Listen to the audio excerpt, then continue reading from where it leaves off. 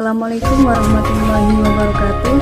Nama saya Gina Azkiatul Hasna dengan NIM 211240073. Di sini saya akan mempresentasikan mengenai evaluasi kurikulum. Langsung saja, di sini saya akan membahas mengenai pengertian dari evaluasi kurikulum, tujuan evaluasi kurikulum, fungsi dari evaluasi kurikulum, fungsi evaluasi kurikulum, kemudian manfaat evaluasi kurikulum, langkah-langkah evaluasi kurikulum, strategi evaluasi kurikulum, dan yang terakhir yaitu model-model evaluasi kurikulum. Langsung saja ke materi yang pertama, yaitu pengertian dari evaluasi kurikulum. Menurut Litko pada tahun 1996 menjelaskan bahwasannya evaluasi itu adalah proses memperoleh informasi untuk menimbang kebaikan kinerja siswa. Adapun dari pendapat lain yaitu Taylor yang dikutip Perspectives pada tahun 1993. Evaluasi adalah proses pencarian informasi apakah tujuan yang telah ditentukan itu tercapai atau tidak. Kemudian dari arti kurikulum tersebut ialah seperangkat rencana dan pengaturan mengenai tujuan, isi, dan bahan pelajaran, serta cara yang digunakan sebagai pedoman. Dalam pengembangan kurikulum ini, evaluasi merupakan komponen yang sangat penting dan merupakan tahapan yang harus ditempuh oleh guru atau para pengembang kurikulum guna mengetahui sejauh mana keefektifan suatu kurikulum. Kemudian hasil dari evaluasi tersebut akan dijadikan sebagai timbal balik yang berfungsi sebagai perbaikan atau penyempurnaan kurikulum.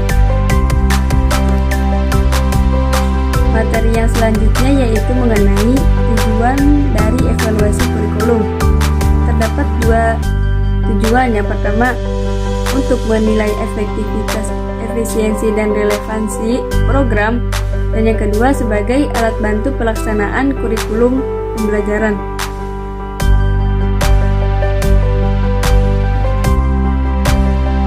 Yang dimaksud dari alat bantu tersebut adalah berfungsi dalam usaha memperbaiki program, dan yang kedua berfungsi untuk menentukan tindak lanjut pengembangan kurikulum.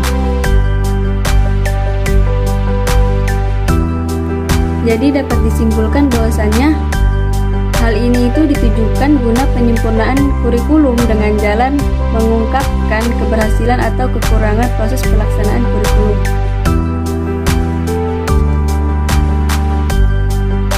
Materi yang selanjutnya yaitu fungsi dari evaluasi kurikulum. Yang pertama yaitu fungsi evaluasi formatif, dan yang kedua evaluasi sumatif. Evaluasi formatif itu biasanya dilaksanakan apabila kegiatan evaluasi diarahkan untuk memperbaiki bagian tertentu dari kurikulum yang sedang dikembangkan. Kemudian dari evaluasi sumatif itu dilaksanakan ketika kurikulum telah dianggap selesai pengembangannya. Materi yang selanjutnya mengenai strategi dari evaluasi kurikulum. Yang pertama, penentuan lingkungan. Yang kedua, pengenalan dan penilaian. Yang ketiga, pendekatan dan prediksi. Dan yang keempat, penentuan keefektifan.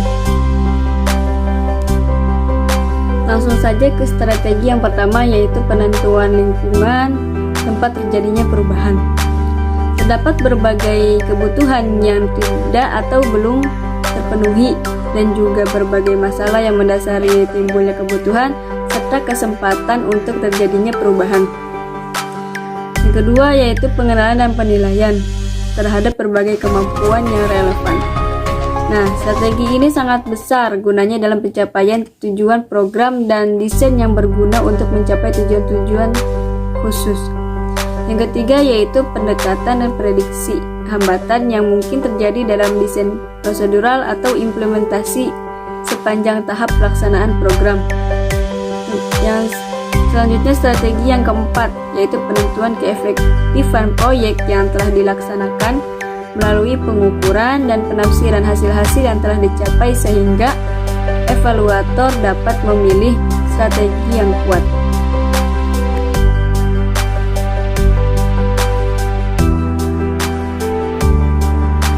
Materi selanjutnya yaitu langkah-langkah evaluasi kurikulum. Menurut Hermana Sumantri pada tahun 2009, langkah-langkah terbagi menjadi 9. Yang pertama, mempelajari kurikulum yang ada, kemudian menuliskan latar belakang, menentukan dan menuliskan pertanyaan evaluasi, membuat rancangan, mengumpulkan data, menganalisis data, merumuskan kesimpulan, menginformasikan hasil, dan memanfaatkan hasil. Terdapat 2 manfaat dari evaluasi kurikulum. Yang pertama, untuk memberikan acuan dan gambaran program ke depannya, dan yang kedua untuk mengetahui perkembangan lingkungan sekolah adanya penerapan kurikulum saat ini. Selanjutnya yaitu model-model dari evaluasi kurikulum. Di sini terdapat 5 dari model-model evaluasi kurikulum.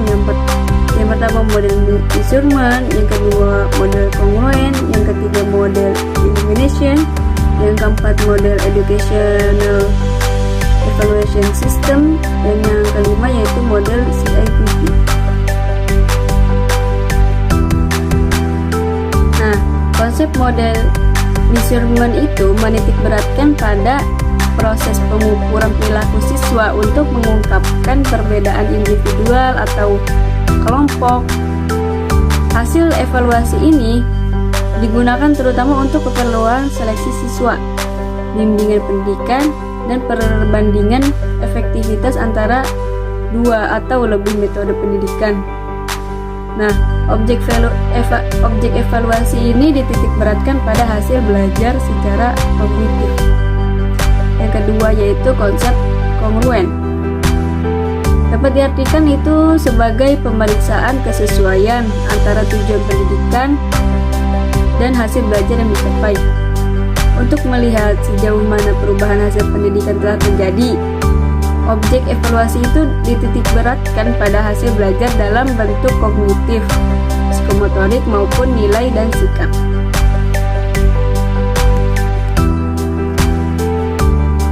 Selanjutnya yaitu model illumination. Hal ini lebih didasarkan pada judgement atau pertimbangan, yang hasilnya itu diperlukan untuk penyempurnaan program. Objek evaluasi illumination ini meliputi latar belakang dan perkembangan program, proses pelaksanaan, hasil belajar, dan kesulitan-kesulitan yang dialami. Selanjutnya yaitu model educational evaluation system.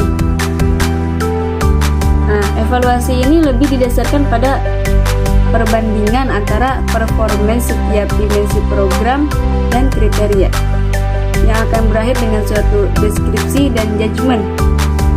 Objek evaluasi ini meliputi input seperti bahan, rencana, dan peralatan, dan hasil yang didapatkan. Model yang kelima yaitu CIPP. Model ini menitikberatkan pada pandangan bahwa keberhasilan program itu dipengaruhi oleh berbagai faktor, diantaranya karakteristik peserta didik, lingkungan, tujuan program, peralatan yang digunakan, prosedur, dan mekanisme pelaksanaan.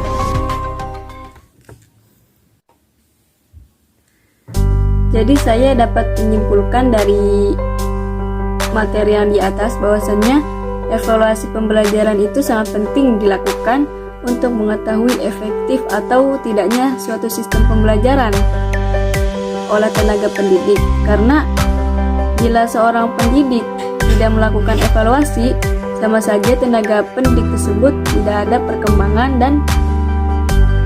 perkembangan dalam merancang sistem pembelajaran. Mungkin itu saja yang bisa saya sampaikan, kurang lebihnya mohon maaf.